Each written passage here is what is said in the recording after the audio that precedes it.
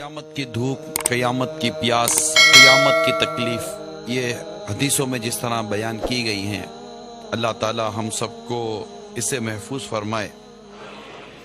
سورج 1.25 میل پر آگ برسا رہا ہوگا، اپنے اعمال کے مطابق لوگ اپنے پسینے میں ڈبکیاں کھا رہے ہوں گے، ذرا تصور کرے اگر اللہ ناراض ہوا، اس کے پیارے حبیب صلی اللہ تعالی علیہ وآلہ وسلم روٹ گئے، تو قیامت کے روز ہمارا کیا بنے گا؟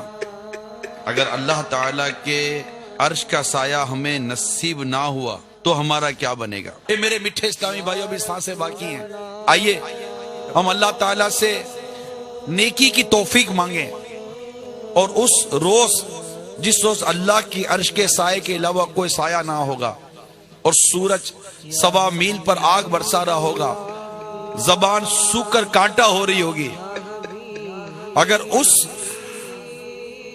روز قیامت پیارے آقا کے دستے مبارک سے کوثر کے جام نہ ملے، ہائے ہائے ہائے، ہمارا بنے گا کیا؟ اس روز اگر اللہ کا عرش کا سایہ نصیب نہ ہوا، ہمارا بنے گا کیا؟ جس روز پکارا جائے گا وَامْتَازُوا الْيَوْمَ أَيُّهَا الْمُجْرِمُونَ، جس روز مجرم الگ کر دیے جائیں گے نیکوکاروں سے، اور 999 میں 1000 میں سے 999 مجرم الگ کر دیے جائیں گے۔ ارے ہم اپنے کام اور کرتوتوں کا جائزہ تو لیں کہ جس روز یہ صدا آئے گی وَامْتَازُوا الْيَوْمَ أَيُّهَا الْمُجْرِمُونَ، جدا ہو جاؤ اے مجرموں، اور جس گھڑی نیکوں سے گناہگار الگ کیے جائیں گے، میں کہاں کھڑا ہوں گا؟ میرے اعمال کیسے ہیں؟ میرے کرتوت کیسے ہیں؟ اس روز کی کبھی ہم نے کچھ سوچا؟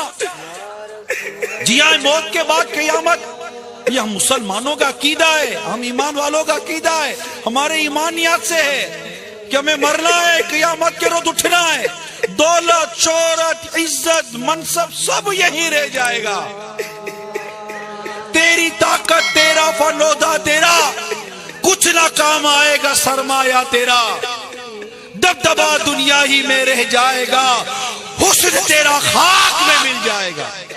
اس وقت قیامت کے روز کیا کریں گے؟